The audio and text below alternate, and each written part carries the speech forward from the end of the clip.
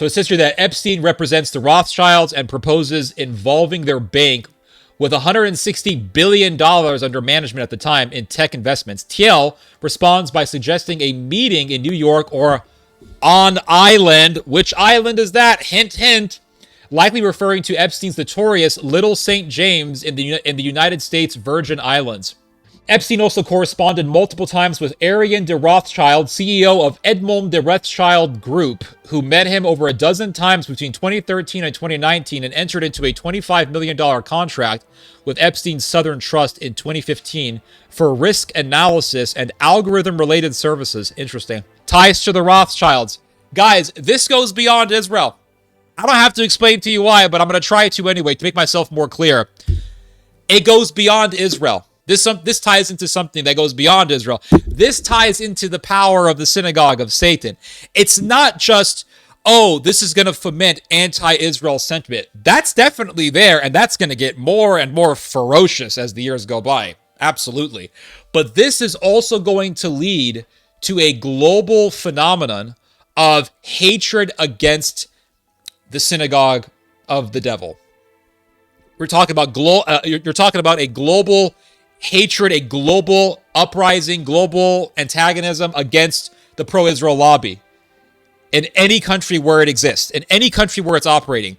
You're talking about hatred against the bankers, hatred against bankers who are also members of the synagogue of Satan, if you know what I'm saying. If you know, then you know. This is going to lead to, this is the truth. I am making an observation based on my understanding of history. This is going to lead to the rise of multiple Hitlers. I truly, in my heart of hearts, I believe this is the truth. I believe 100% this is the truth.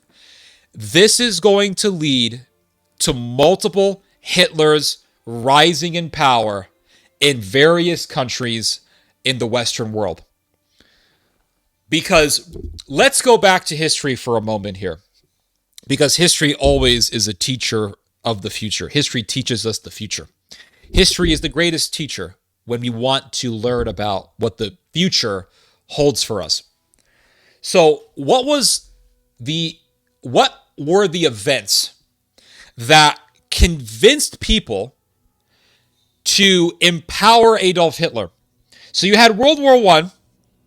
Germany was totally devastated by the war. Germans were living in utter poverty. They were leading a very impoverished life. People were starving. People literally starved to death as a result of World War I and as a result of the food blockade that was imposed on Germany. It was very, very destructive. Lots of people died. Millions of Germans died. Really horrific stuff. After World War I, you had all of these rules that were being imposed on Germany by the Allies. And you had what is known as the Treaty of Versailles, where Germany basically became a debt slave to the Allies, so especially to France, because Germany invaded France, and France said, well, Germany owes us all this money for reparations for all the damages that they did to us when they invaded us. And so they were trying to force Germany to be a debt slave for many decades. And so this led to a lot of hatred. It led to a lot of people being disgruntled. It led to a lot of people being very angry and enraged and antagonistic. And then on top of that, in the midst of all this poverty, you had several people who, let's just say it, were Jewish. This is just a fact of history. I'm stating history. Don't get mad at me, YouTube. I am stating historical facts here. For example, you had someone like Magnus Hirschfeld. So you had Magnus Hirschfeld, Jewish guy, who was promoting the most vile, degenerate, sick things that you can imagine. We're talking cross-dressing, we're talking sex changes, really, really horrific things. Really horrific things. They were promoting this stuff. Weimar, Germany was a very degenerate place. In fact, it was the most degenerate place on earth. It was the center for LGBTQ activism. It was the center of really the religion of Sodom. A lot of the people who were pushing Sodom in Germany just so happened, I'll just say it, to be Jews. I mean, that's just the reality.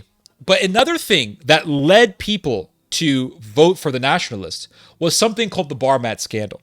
And the Bar Mat scandal was a massive well, as it's called, scandal that had ties with the German government. So what happened was you had a Jewish fraudster by the name of Julius Barmat. Julius Barmat was a financial speculator or a currency manipulator who, after World War I, sold Germany as a place to make a lot of money very quickly because the economy was just so non-existent, really. And so he goes into Germany and he says, okay, these Germans are starving. They need food. There's a food shortage. We can make a lot of money from selling food in this country. So he goes to the Netherlands. He gets a ton of produce, a ton of food, brings it back to Germany, makes a fortune. Now, this wasn't really a scandal unto itself, but the right wing portrayed this as war profiteering on the part of Mr. Barmat. But the scandal of Mr. Barmat really, really came up with Barmat's loan fraud that he was doing with the support of the German government, specifically the Weimar German government. So the chancellor of Germany at that time was Gustav Bauer. He was a social democrat. The Social Democrats were the dominating political party in Germany at the time. Now, Gustav Bauer, he was, like I said, the chancellor, and he was very well connected, and he was connected to Julius Barmat. And Julius Barmat was very wealthy. And with great wealth comes many connections, political connections. And he was connected to the Chancellor of Germany. And he told Julius Barmat, he said, Mr. Bauer, Chancellor Bauer, I want you to go to the bank and get me this many millions of Reichmarks, and I'm going to take the money, and I'll give you a cut in exchange. Deal. Barmat would take the money, and then he would give a kickback to Mr. Bauer, to the Chancellor of Germany. And this was being done in secret. The people of Germany were not supposed to know about it, but it eventually got leaked out. And like the Epstein scandal, this scandal was a massively sensational story in Germany, and a lot of Germans were paying attention. And at first, Gustav Bauer denied that he got any money from Mr. Barmat, but that turned out to be a lie because there was a letter that got leaked out. There was a correspondence that got leaked out in which Gustav Bauer is talking about how much money he's going to be getting. So that exposed Bauer not only as a thief of the German people, but also as a liar to the German people. Bauer had to resign after this, and the scandal was so strong. I mean, the psychological impact of the scandal was so strong that it gave a huge blow to the dominating Social Democratic Party, and it gave a massive boost to the popularity of the far right in Germany, because the far right had been trying to tell people, hey, the Jews are undermining Germany. The Jews are corrupting Germany. The Jews are robbing Germany. And this is what they were saying. I'm not saying that they were right, but this is what they were saying, so don't bash me for this, YouTube. This is just an historical fact. And a lot of people began to say the right wing was right.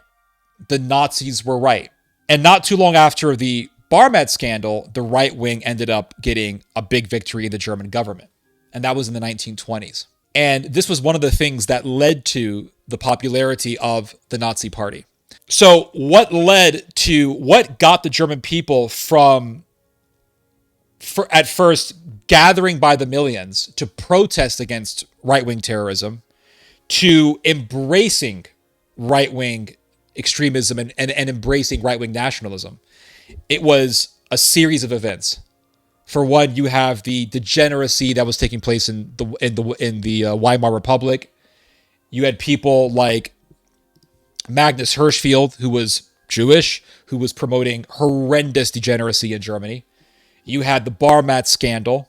You had the stab in the back narrative, which became very popular. You had various, believe it or not, Jewish German right-wing voices like Paul Nicholas Kosman, who was pushing nationalism. All of these events served as an amalgamation, which contributed to the rise of Nazism. So let's go back to today. What do we see happening today? We have Israel committing a genocide. Okay, well, where do you find a parallel? Where do you find an historical event that parallels with what Israel is doing in Gaza? Easily, the Soviet Union.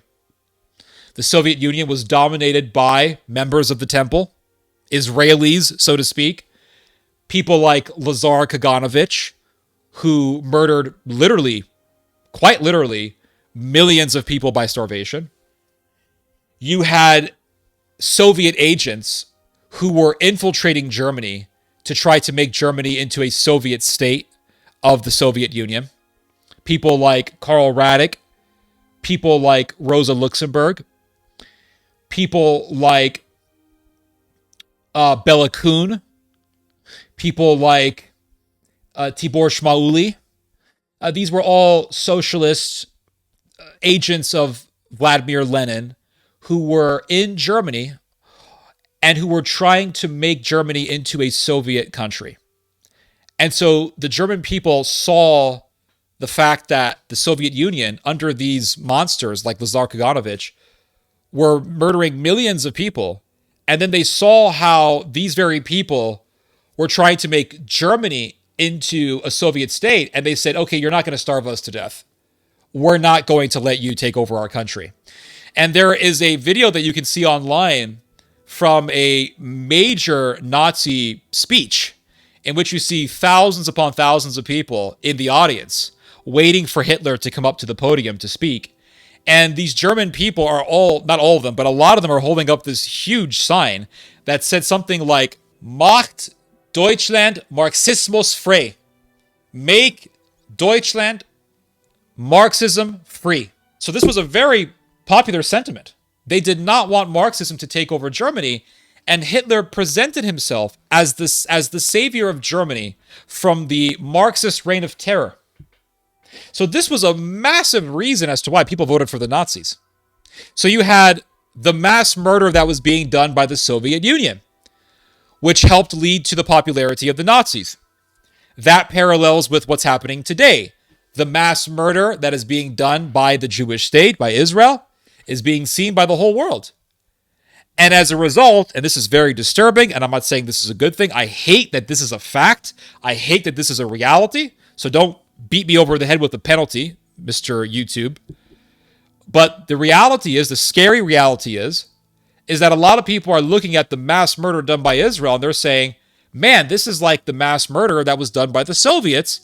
And maybe, just maybe, the Austrian painter was correct. I'm not saying this because I think it's good. I think this is terrible. I am telling you guys this information to warn you guys. And I'm trying to warn you about how deceiving this satanic agenda is. It is extremely deceptive because it uses almost entirely facts. It uses and it weaponizes almost entirely truth.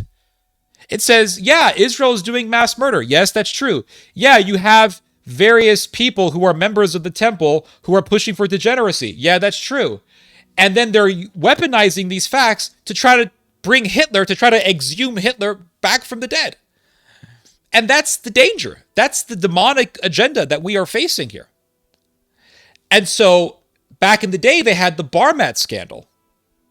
And they had the Magnus Hirschfeld scandal. And today we have the Epstein scandal. And we have the AIPAC scandal. And we have the Israel lobby scandal. And what do we see with the Epstein scandal? We see a bunch of politicians who knew very well what Epstein was doing, and they were working with Epstein, and they wanted help from Epstein, and they were various figureheads in the most elitist of circles who wanted to get in with Epstein to get his money and to get his connections, while at the same time knowing that Epstein was pimping out underage girls. And they either maybe got involved with that or they just looked the other way and they didn't care. And this is a massive scandal. And really, this is, I mean, quite frankly, this is more evil than the bar mat scandal. The bar mat scandal involved money and it involved thievery, which is horrible enough. But this is involving the prostitution, the prostituting of underage girls. I mean, this is far worse than a financial scandal. And so what is the Epstein scandal going to lead to? The same thing that the bar mat scandal also helped to lead to. That is the rise of far-right anti-Semitic nationalism. That's just a fact. Epstein is evil. Israel is evil. But what is going to be the ripple effect of this? Because at the end of the day, we're living in a post-Christian world. At the end of the day, we're living in a world that is, for the most part, absent of Christian influence, real Christian influence. That's what we're living in. We're living in an age where the Pope is completely meaningless, doesn't mean anything. And the Pope that we do have is an evil agent of Sodom. I mean, the guy allowed for a gay procession to take place in St. Peter's Basilica. So, I mean, that's the Vatican for you. The Vatican is bullshit. It's Sodom and Gomorrah. I mean, we don't live in a society that, for the most part, has serious Christian influence. So without that Christian influence, where is this nationalist surge going to lead us to? Let's be real here, guys. All of this anger against Epstein, while it is definitely needed, while it's definitely justified, we have to be vigilant. We have to be at least aware of the fact that political opportunists are going to capitalize on this anger for evil. Just like the Nazis capitalized on the German people's anger towards the bar mat scandal for their own evil agenda. We can't be oblivious to reality. Yes, the reality is that Epstein was a piece of shit, evil. The reality is that Israel is fucking evil. The reality is that, listen, I really don't give a shit about Israel. I don't really give a shit. I think Israel's an evil country. I do. I think it's an evil, demonic country. And I think it's just a diabolical country. But that does not mean that we just become oblivious to the reality of political opportunists. Political opportunists who are going to capitalize on our anger to recruit us for some other evil agenda. The Israelis tried to recruit us by using October the 7th to get us to justify and to support their genocide of the Gazans. And that, for the most part, didn't work. That also means, though, that on the other side of the coin, there are political opportunists who are trying to use our anger against Israel to get us to tread upon another path of the Antichrist. And that path is, well, far-right fanaticism. And without that Christian influence, where is that anger going to take us? That anger is needed. That anger definitely is justified. That anger absolutely is warranted. But without that Christian influence, where is it going to take us? It wasn't as if World War I happened and then, people voted for Hitler. No, it took over 10 years for Germans to actually become Nazis. The question is, what happened within that duration of time that convinced people to go down the road of Hitler, to go down the road of Nazism? Now, just to give you an example as to how contrary to anti-Semitism the German people were, I'll point to you guys the story of Walter Rathenau. Walter Rathenau was a Jewish German industrialist who was really at the forefront for the German military industry during World War I. And he was sort of like an Elon Musk. He was sort of like a Henry Ford.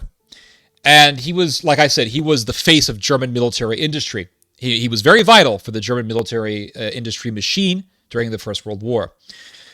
The German military industry machine began to slow down in the latter parts of World War I. And one of the things that led to that was a series of worker strikes that commenced during World War I. These worker strikes were fomented by left-wing revolutionaries, and these worker strikes impeded the production of vital munitions and supplies for the German military. That, of course, hurt the German military, and that contributed to Germany losing the war.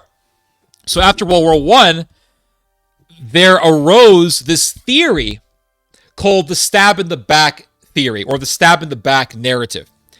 Now, it's very ironic. So what the stab in the back narrative said was that, quite simply, the Jews stabbed Germany in the back. And they were saying that Walter Rathenau, being Jewish, was a traitor to Germany.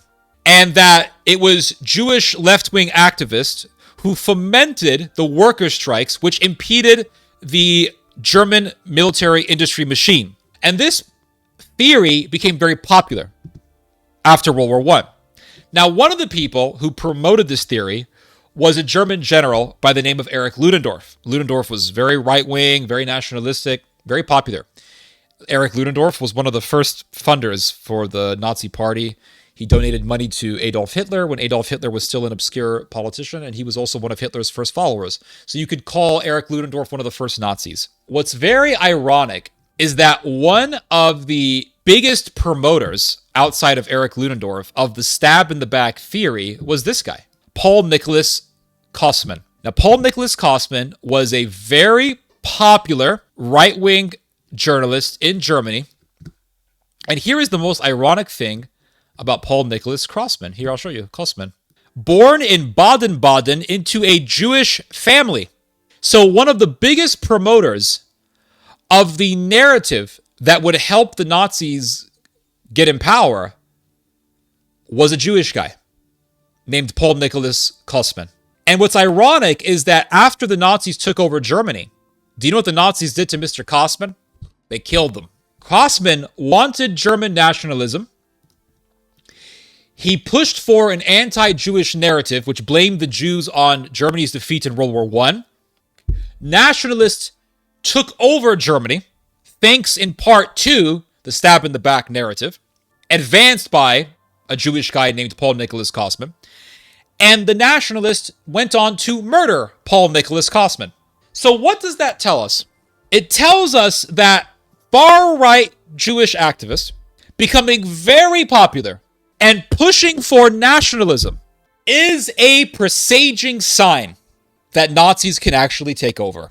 And the fact that you have right-wing Jewish activists pushing for nationalism does not mean that Nazis cannot take over thanks to their propaganda. So, for example, if I say, man, this right-wing movement is getting pretty crazy. This right-wing movement, this far-right nationalistic movement is getting pretty crazy. Don't you think, guys? It's getting a little bit out of hand. I mean, these guys could usher in another Hitler here. What do people say every time you bring that up? What do people say every time you express that particular concern? They always say, no, you're wrong. Because you have Zionists or you have Jewish people who are pushing for this right-wing nationalism. So that's not going to happen. Bullshit. Bullshit. You look at Ukraine. You see the rise of the far right in Ukraine. And you say, listen, there's a Nazi problem in Ukraine. Nazis can take over. Well, that's not true. That's not going to happen. Why not? Well, because a Jewish billionaire by the name of Igor Kolomoisky funded the far-right Nazi paramilitary group, the Azov Battalion. So the Nazis aren't going to take over because they're funded by a billionaire Jewish guy named Igor Kolomoisky. Okay, but the narrative that helped get the Nazis in power, the stab in the back narrative, was to a great extent popularized by a right-wing Jew. So right-wing Jews can most definitely help usher in the rise of another Hitler. That's my point. So today, what do we see in America, in Germany, in France? What do we see? We see all these right-wing activists rising up. They're becoming popular. We see nationalism becoming more and more popular. And we see in the midst of all this, Jewish people fanning the flames. Not saying this is all Jews, but you do have some Jewish people who are pushing for this stuff. For example, in Germany, you have Jewish people who support the Alternative for Deutschland party. Now, the Alternative for Deutschland party is a remarketed Nazi party. That's what it is. It's a remarketed Nazi party. One of its major leaders, Björn Höcke, is a Hitler lover. He used to write articles praising the Third Reich. He has expressed his spite towards Holocaust memorials. It is very clear that this man is a Nazi. He used an SS term, Everything for Deutschland. And he was told by the German government, please don't use that term. That was a slogan of the SS. Bjorn Holke says, oh, I'm sorry, I didn't know that was a slogan of the SS. Even though I used to teach history, and I used to teach high school history, I didn't know that was a slogan of the SS. Okay, well, we're going to slap a warning on you. Don't do it again. And what does Bjorn Holke do? What does he do? He does a speech, and then he tells his audience, everything, alle, in German, all for, and the audience said, Deutschland, all for Deutschland. So what happened? The government got Bjorn Holke back in court for that, and the judge said, hey, we told you not to say that slogan, and you said it. And what does Bjorn Holke say in his defense? He says, I didn't say it. All I said was all for, and the audience said Deutschland. Oh, I'm so clever. And they slapped a, 400, 500 euro fine on him or whatever. So it's a Nazi party. And when I tell people, listen, it's a Nazi party, what do people always tell me? It's not a Nazi party because you have Israelis who support the AfD. Well, guess what? The major narrative that got the Nazis in power, the stab in the back narrative, was horrendously promoted, was massively promoted by a right-wing Jewish nationalist named Paul Nicholas Kosman. I'll show you guys another proto-Nazi in Germany. Here, I'll show you guys another one. Check this one out. Anton Graf von Arco. He was Jewish. He tried to join the Nazistic Thule Society, or the Thule Society, however you say it. And they didn't accept him because he was Jewish. So there was a Jewish politician named Kurt Eisner. Kurt Eisner was a left-wing socialist Jewish revolutionary who took over Munich, or he took over Bavaria, the capital of which is Munich. He took over Bavaria, and he said, this was post-World War I Germany. Post-World War I Germany, let's be real here, guys. Post-World War I Germany was the Wild West. It was an impoverished country, and it was ripe for the picking. If you were a left-wing revolutionary and you wanted to just take some territory for yourself, post-World War I Germany was your paradise.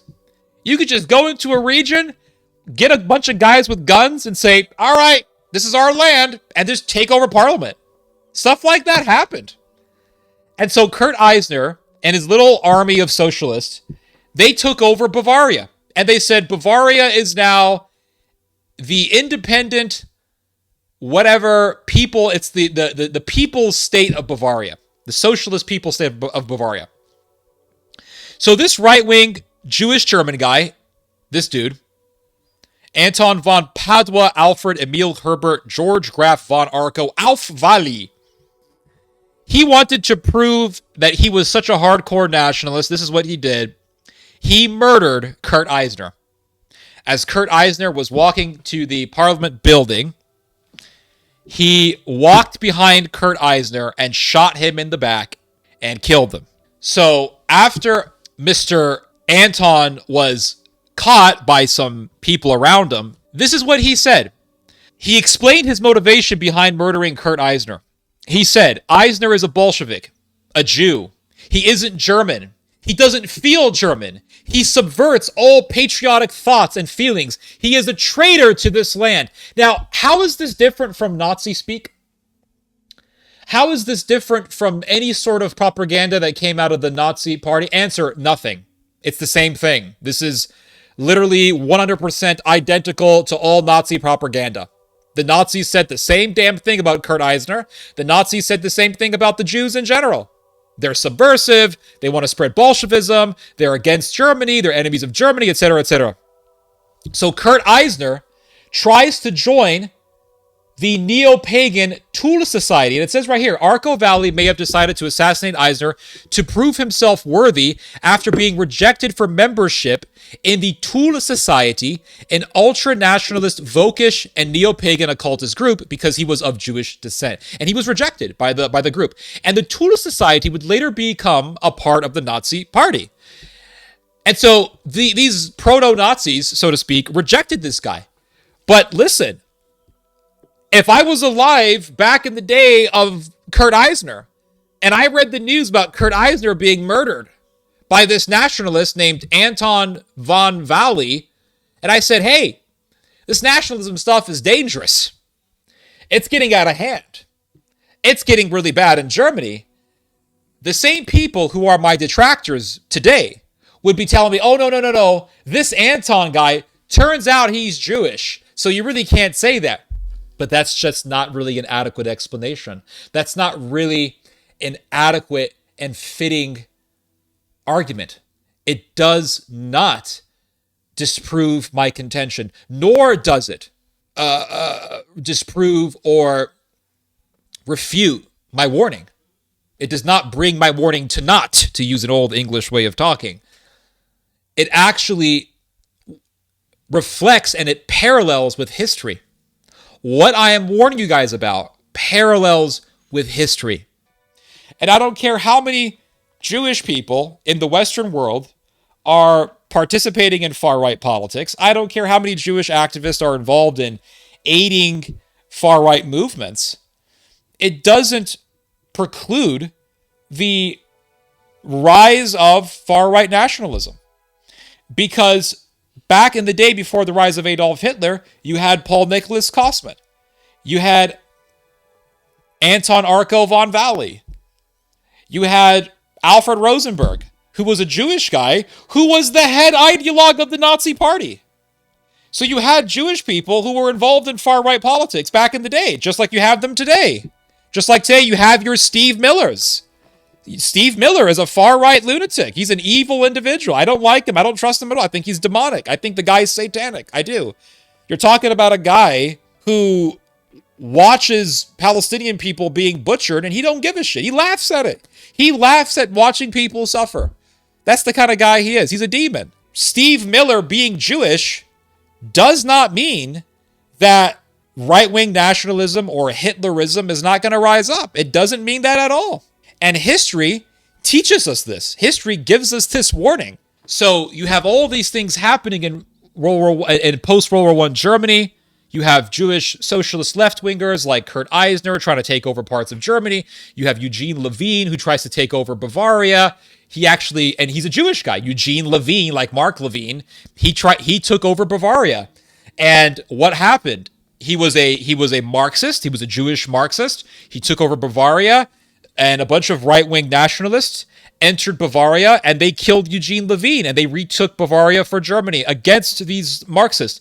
Now, if I lived in those days, I would say, wow, the right wing really is rising up. And my detractors would say what? They would say, no.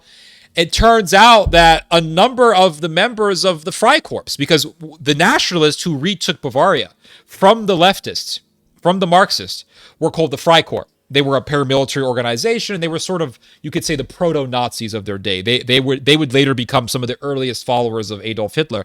But here's the thing. Here's one of the big trips about the Freikorps, is that numerous members were German Jews, like Mr.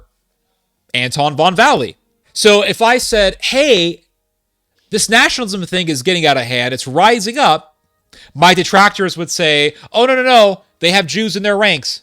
Oh, no, Paul Nicholas Kosman is Jewish. Oh, no, Anton von Valley is Jewish. Okay, so what? Their existence, their activism, presaged and foreshadowed the right-wing, or I should say far right-wing, nationalistic takeover of Germany. And so today we have the AfD party, which is supported by numerous Zionists and has Jewish members in its ranks. That does not refute the warning that these people are Nazis, that the party is Nazistic, and nor does that refute my warning that the rise of the AfD bespeaks the coming rise or the coming revival of Nazism in Germany and in other parts of Europe as well. Now, going back to Walter Rathenau, this German Jewish industrialist. So he got partially blamed for Germany's defeat in World War I. After Walter Rathenau was murdered, what happened in Germany was that millions upon millions of Germans took to the streets, not to praise the murder of Walter Rathenau, but to protest against right-wing extremism. So really, the world in those days wasn't so different from the modern world. It wasn't so different from the 21st century.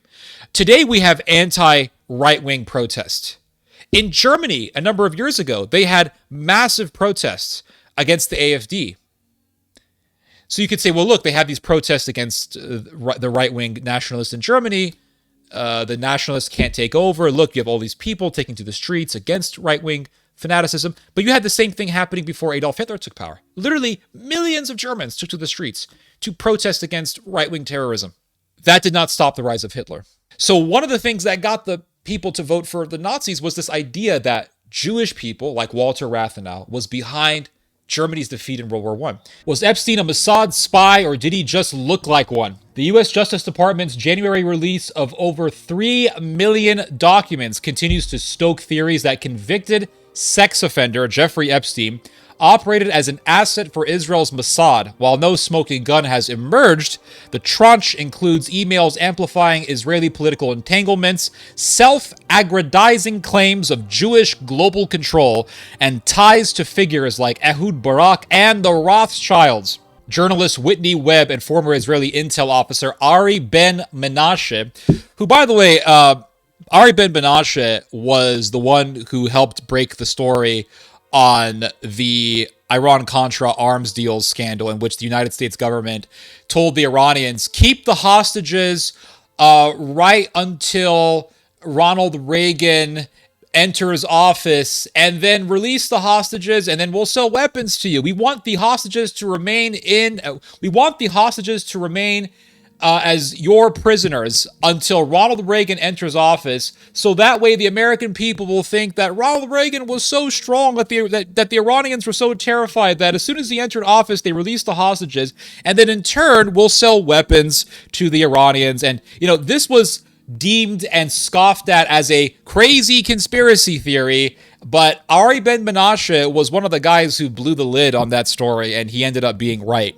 Journalist Whitney Webb and former Israeli intel officer Ari Ben Menashe argue that Epstein's sex trafficking ring doubled as a blackmail honeypot for foreign powers, with Israel at the center. So it says here that Barak visited Ehud Barak, the former Israeli prime minister. Ehud Barak visited Epstein's New York City townhouse over 30 times from 2013 to 2017, often overnight, and co-founded surveillance firm Carbine with ex-Israeli intel staff.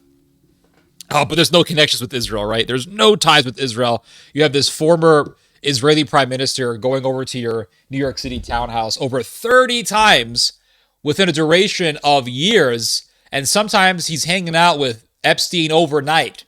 But no ties to Israel, guys. You see, I'm telling you guys, this Epstein story, it is another bullet being lodged at the head of Israel. That's what it is. It's another bullet. All these people pulling their triggers, bullets have been hitting Israel. And really, Israel has itself to blame, and only itself at this point. They slaughtered the Gazans. They butchered those people. People said genocide, mass murderers. A bullet hit Israel. A massive conflagration against Israel was ignited and sparked. The Israel lobby fiasco. Before that, everyone getting more and more people becoming aware of the Israel lobby back in 2018, 2017. That was another fire that was started against Israel. Now we have the Epstein scandal. This is another bullet being lodged into Israel's head. That's what this is.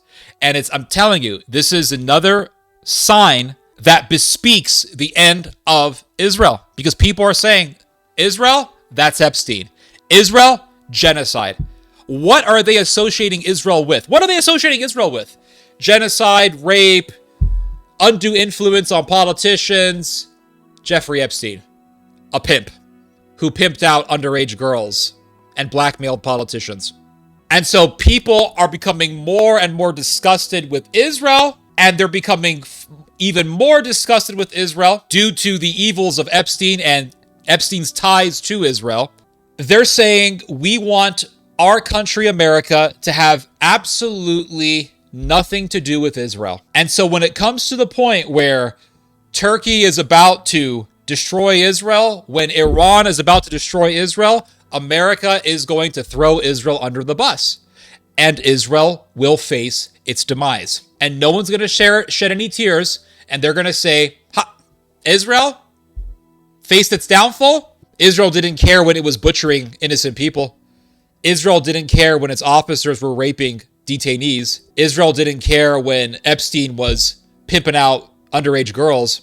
Why should we care about Israel? So it says here, according to the emails, former Israeli intelligence officer Yoni Koren, a veteran of covert operations and a trusted aide to Barak, also stayed at Epstein's Manhattan townhouse multiple times for weeks between the years of 2013 and 2015. New files also reveal Epstein's coordinating a meeting with current Israeli Prime Minister Benjamin Netanyahu involving Barclays CEO Jess Staley, later ousted over Epstein links, and investor Jacob Frankel. Oy vey. Oy vey. So the truth is very obvious. The Israeli ties are very conspicuous, very clear for all to see. And that is the reason why Ben Shapiro is scared shitless of more and more of the Goyim noticing this reality. That's why Mark Levine is scared. That's why all of their ilk, from Josh Hammer to Jonathan Greenblatt, are all scared shitless of more and more Americans realizing and noticing this phenomenon of Israel's undue influence on American politicians, of Israel's crimes. And they see the Epstein scandal and they say, no more. We're sick and tired of Israel.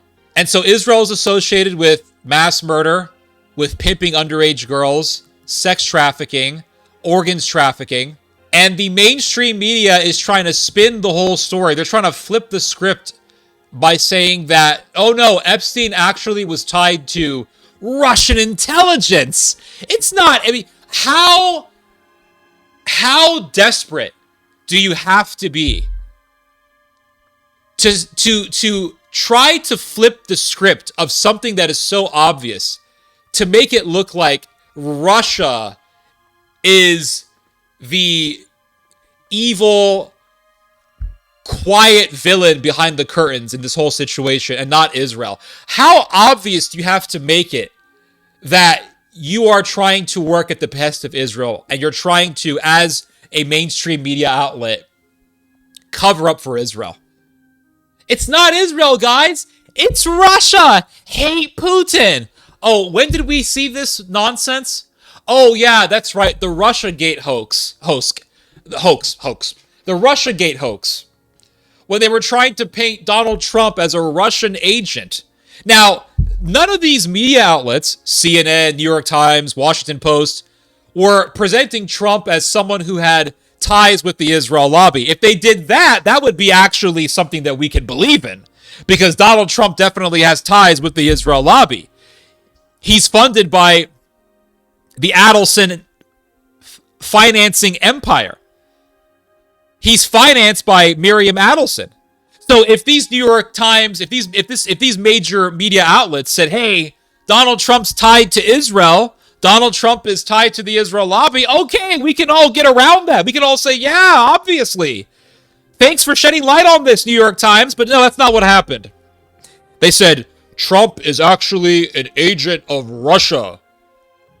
Oh, so you guys don't mind if someone is an agent of Israel. No problems with that. Epstein, the Israel lobby, AIPAC having ties with the Israeli government. That doesn't bother you. No, that doesn't bother you. It doesn't bother you that there are droves of politicians. There is literally a legion of politicians in this country who are working at the behest of Israel, like Ted Cruz, who admitted that the only reason why he became a congressman was to work to advance the benefits or to advance the interests of Israel. That doesn't bother you. It doesn't bother you that you have these droves of politicians who are working for a country that does genocide, that does systematic rape of detainees, that does organs trafficking, that does sex trafficking. That doesn't bother you at all. But God forbid you work with the Russians. Listen, if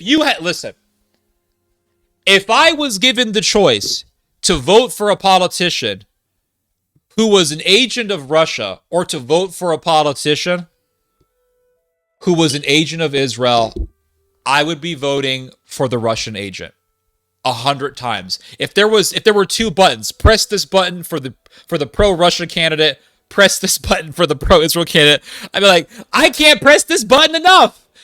Bring me Moscow. Take me to Moscow, guys. But you see, it doesn't bother them that they have politicians working for Israel. No. But it does bother them if there's a politician working for Russia. So they were trying to paint Trump as this Russian agent. Well, the reality was that Trump was just a politician being funded by the pro-Israel lobby. So now they're trying to do the same strategy with the Epstein situation. Oh, no, Israel's not involved, guys. No, nothing there to see. It's all Moscow, all Russia. It's the Kremlin, guys. Epstein coordinating a meeting with current Israeli Prime Minister Benjamin Netanyahu. Okay, fine. So this person says, against all odds, we have been granted a meeting with Minister Netanyahu. A 2016 email to Palantir co-founder Peter Thiel states that Epstein represents the Rothschilds. Rothschilds? One of the most powerful families in the world? This guy represented one of the most powerful families in the world, and that family's surname is what? Rothschild, guys. What does that tell you? Rothschild. What are people going to associate this scandal with? They're not going to associate the scandal with Moscow.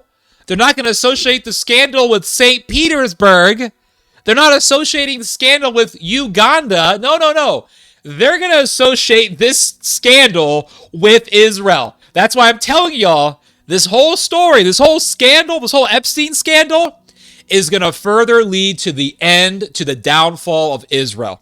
That is the truth. And Donald Trump did not help Israel. Supposedly, Donald Trump, the most pro-Israel president we've ever had, the most pro-Israel president in all of American history, Donald freaking Trump, released the Epstein files that everyone and their mother knew would lead to further hatred against Israel. And Donald Trump has enabled Turkey to further take more Syrian territory, which is to the consternation and the terror of the Israelis, because the Israelis are terrified of the Turks. How is Trump the most pro-Israel president in American history again? He's not really helping the Israelis all that much. I mean, he's helping them to a certain extent, don't get me wrong, but he's not helping them to the extent that they would like. So Donald Trump, to a great extent, to a great degree, is not really helping the Israelis. And for years, Ben Shapiro was saying, guys, why are we so obsessed with Epstein? Why are we so obsessed with Epstein? Stop talking about Epstein, guys. Stop talking about Epstein. And what does the Donald do? What does the Donald do? He says, here's 3 million Epstein files. Go search these files to your heart's content. And they made a whole freaking database called the Epstein Library. Now, anyone can just go onto the Epstein Library, search whatever name they want to see if that person is connected to Epstein in any way, and they'll see if there's any search results. So now you have all these people on all these Twitter journalists, all these social media platforms. They are just voraciously eating up these files, trying to find anything they can. What are they looking for? What are people looking for? Well, they're trying to see if there's any celebrities with ties to Epstein. Of course, they found that already. They're trying to see who has ties with Epstein. But really, ultimately speaking, what are the social media journalists trying to find? In their heart of hearts, they're looking for ties between Epstein and Israel so they can prove that Israel has undue influence over the elected officials of the American government. So they can make the argument that we actually don't have power. The people who have the power are Jewish pimps like Jeffrey Epstein and the Chabad Lubavitch cult. And what that is going to do, what that already is doing, is fomenting a revolt, a global intifada against the pro-Israel establishment.